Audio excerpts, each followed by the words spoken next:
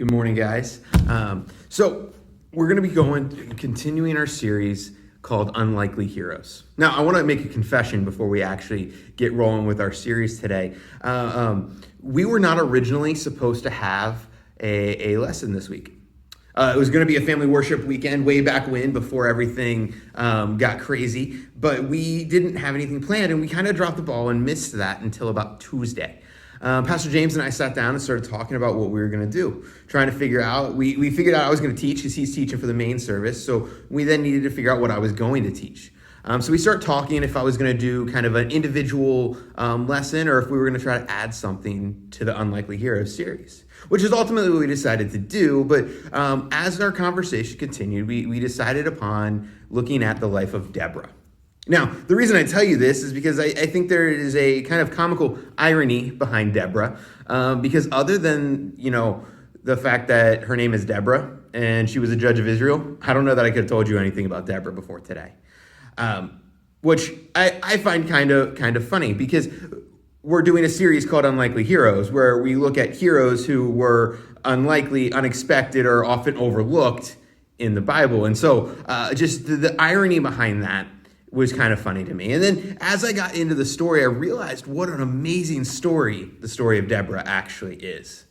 And so I'm going to tell you guys this story this morning, and then we're going to unpack our big main point towards the end. But I want to give you guys a good understanding of what's going on. And so to do that, we're actually going to start at the very beginning of the book of Judges. This is some 1200 BC. So it's 1200 years before Christ, the birth of Christ. And so what's happening here is Joshua has just helped take over the promised land. They've already wandered through the desert. They've already done all of that stuff. And what's happening is now they are living in the promised land.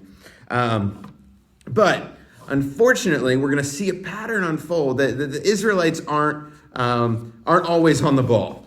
Let's just put it that way. So our story takes place actually just after Joshua has passed. So the leader of Israel is no longer there, and so they don't really know what to do. And if you guys know anything about kids, typically when kids get lost in a crowd, they have a tendency to just follow the crowd and try to hopefully get somewhere that they may know where they're going. And that's exactly what the Israelites are doing. They start following the crowd.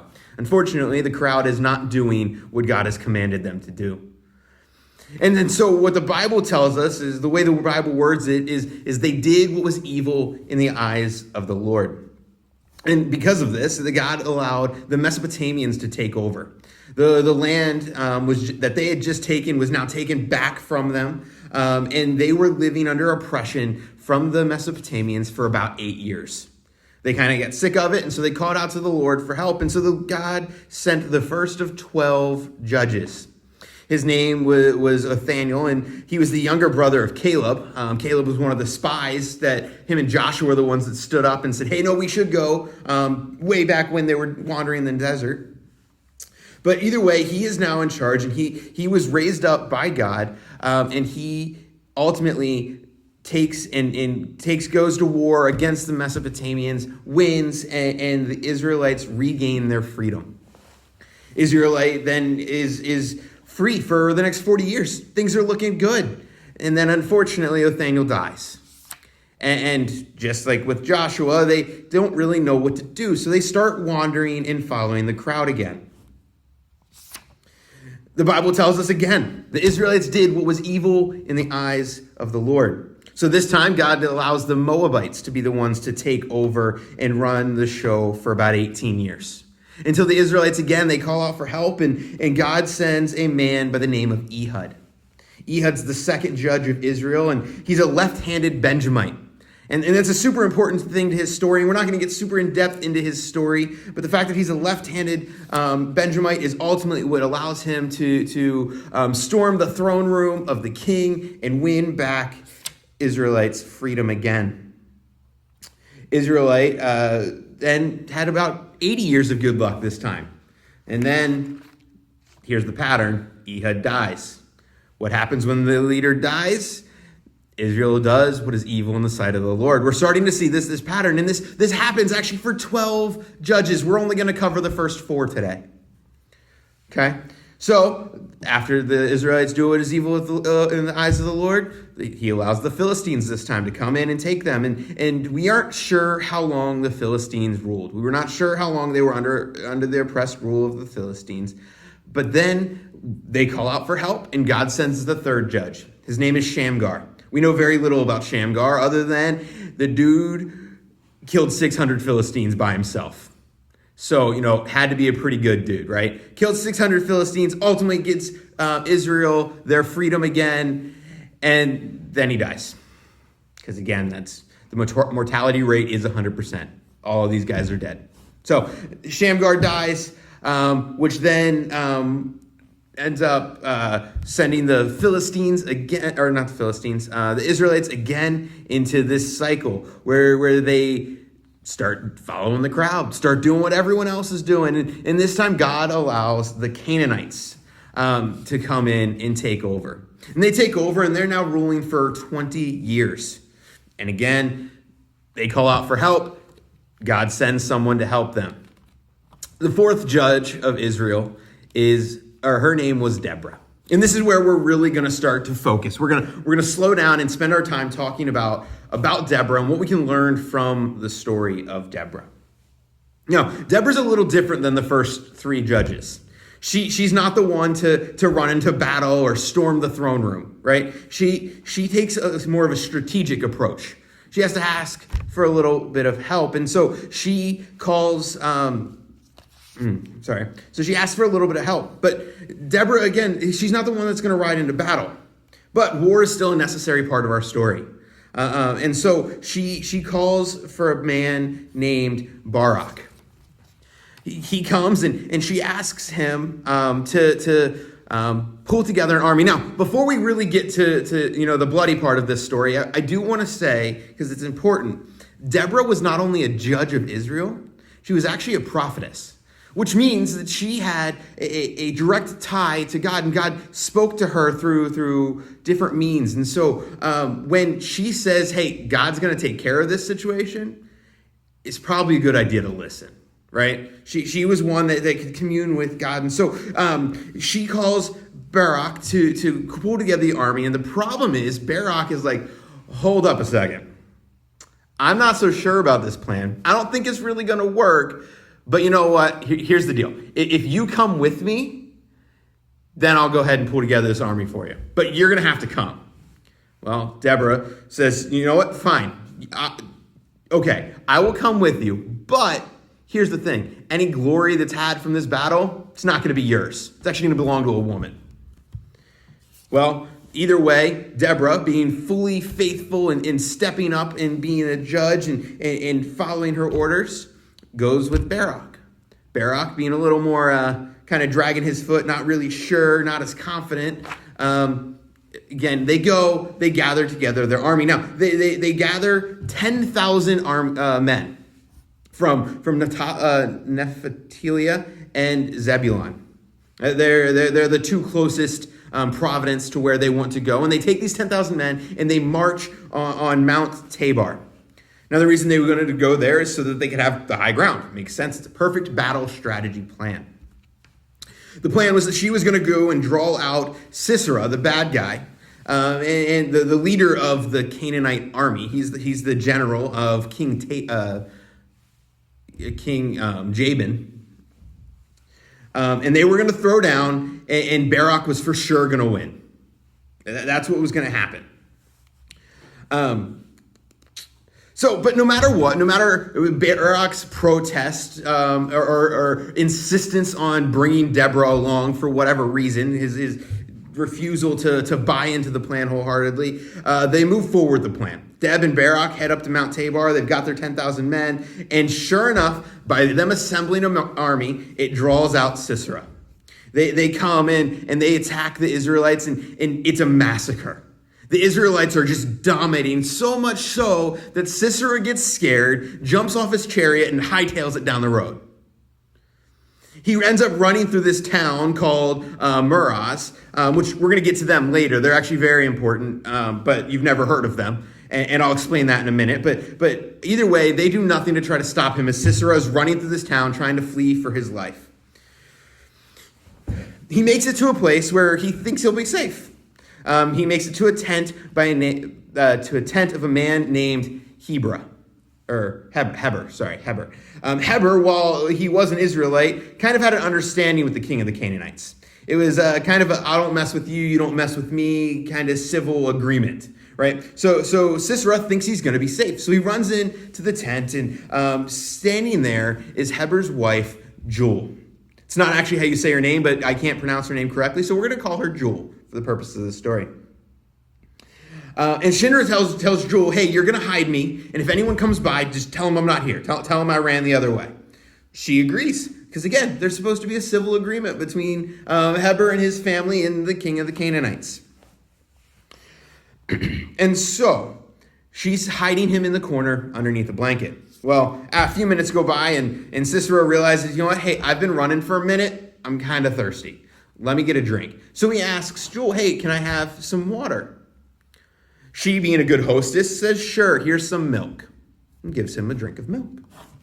And after he drinks, he goes back and he lays down. And after a while, he's starting to feel a little more confident in the situation. No one's come by yet, so he falls asleep. And this is when Jewel takes her opportunity. Now, one of the main jobs of women in this day were to pitch the tent whenever their families were traveling. And these aren't like little pop tents that you would think of.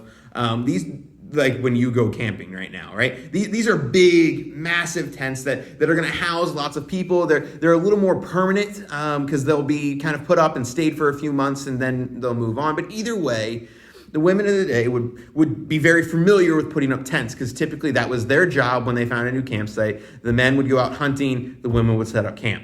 So she's very familiar with putting up tents. And she happened to have an extra tent stake.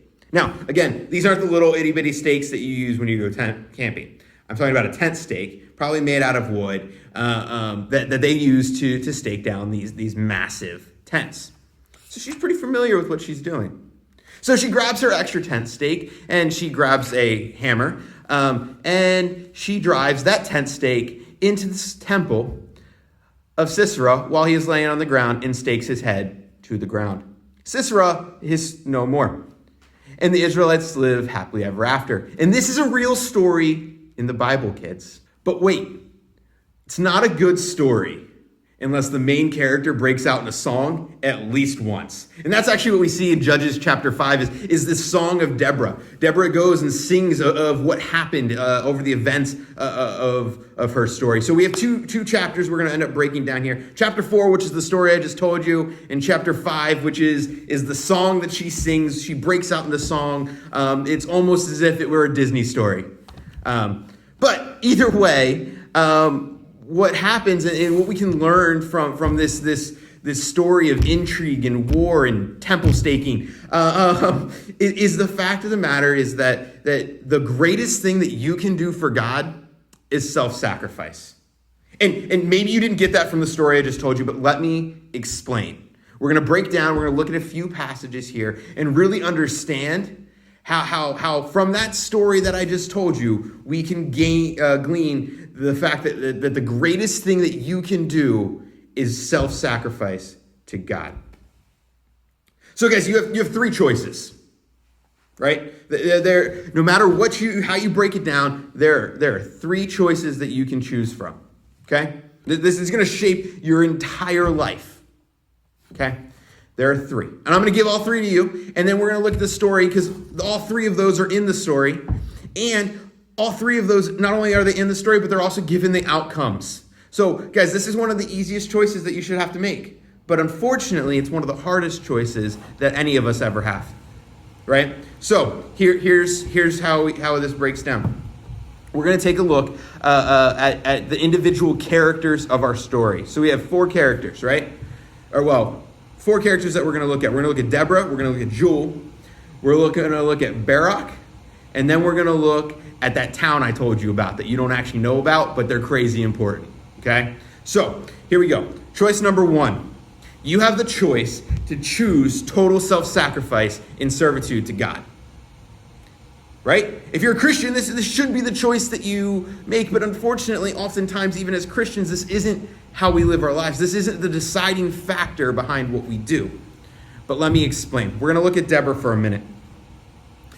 She chose to step up and be a judge. Now, for us to have a female person in power in this day and age is mind-blowing. It actually is an incredible testament to her willingness to sacrifice herself. See, Deborah stepped up because nobody else was willing to. Nobody else was able to. In fact, open your Bibles to Judges chapter 5. We're going to take just a quick look here at how we can understand that Deborah, she stepped up because no one else. Starting in Judges chapter 5, we're going to start in verse 16. It says, why do you sit still among the sheepfolds and hear the whistling for the flocks? Among the clans of Reuben, there were great searching of heart. Gilead stayed beyond the Jordan, and Dan, why did he stay with the ships? Asher sat still on the coast of the ships, staying with the land.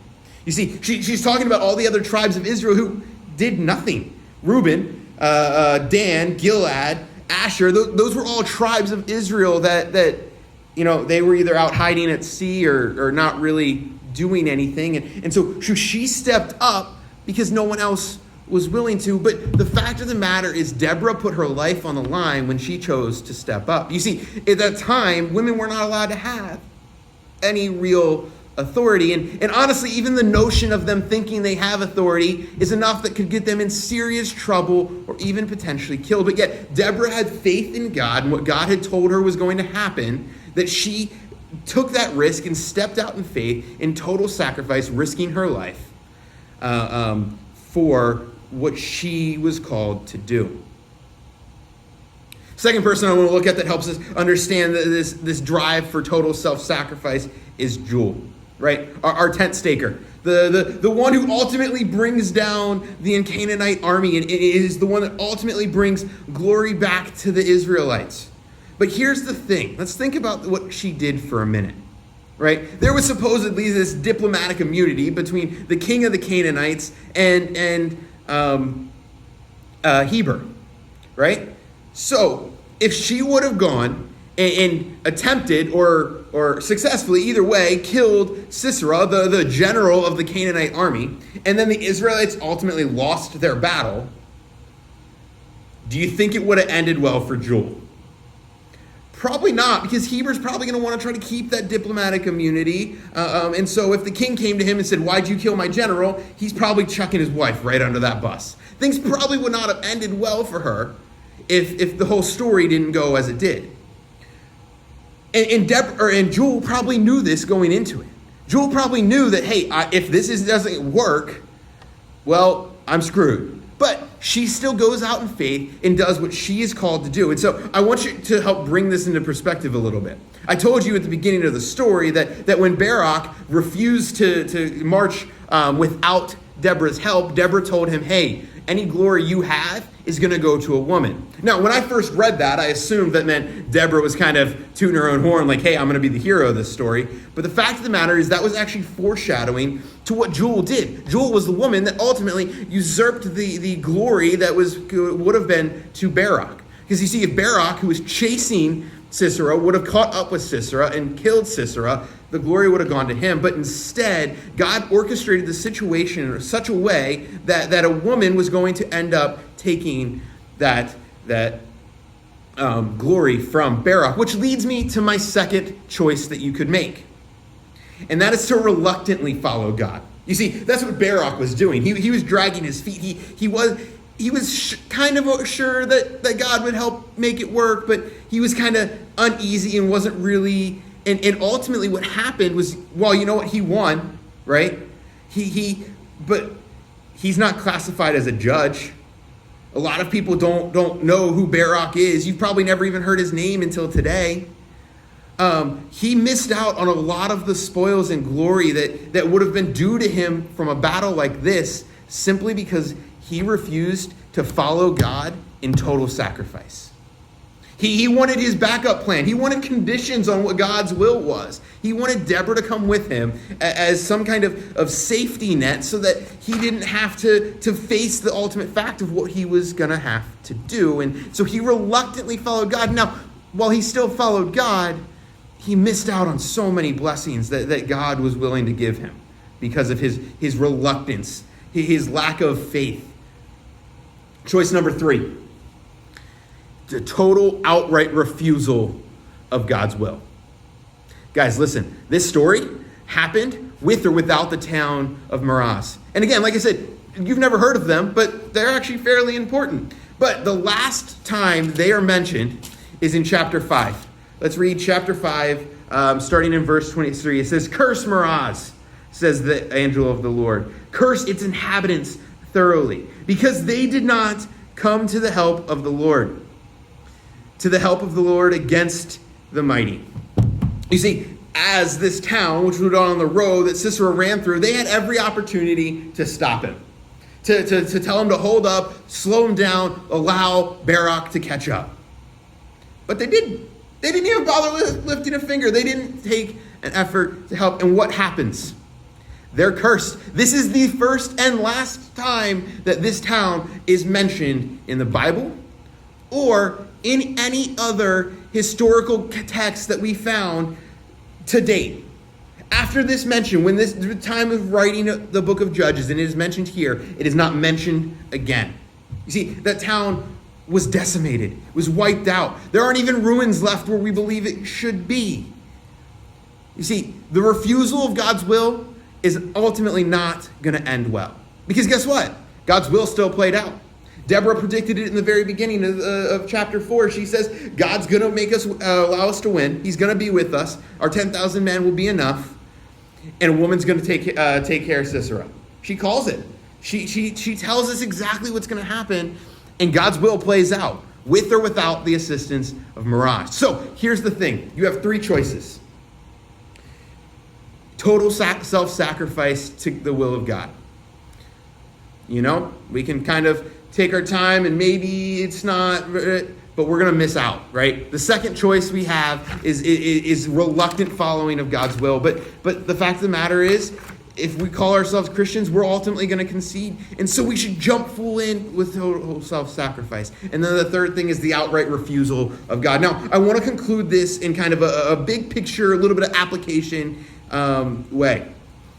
Take a look at the nation of Israel. I established this pattern at the beginning that they did, right? The leader would rise up. They would be happy for a while. The leader would die. Israel would sin. Israel would become captive. A new leader would rise up. And this happens 12 different times in the book of Judges. There are 12 different judges who God calls to judge Israel.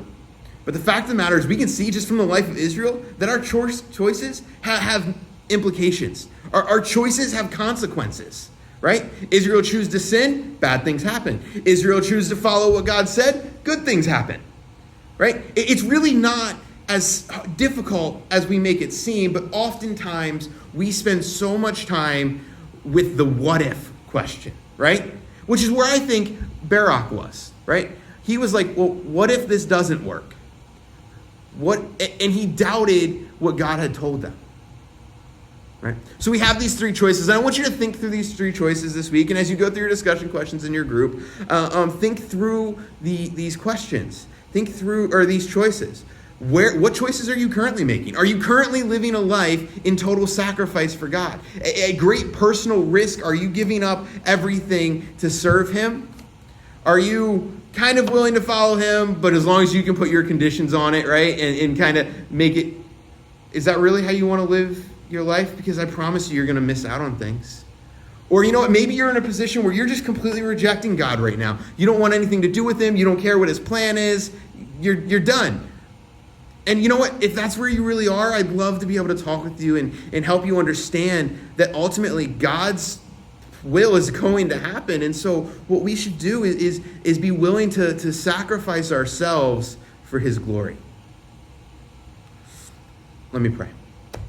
Dear Lord, just thank you for this day. Thank you for this opportunity we have to look at the life of Deborah, to go through the story of a woman that you called to a position of authority, a woman that you used to ultimately liberate your people, the Israelites, from the oppressive hand of the Canaanites.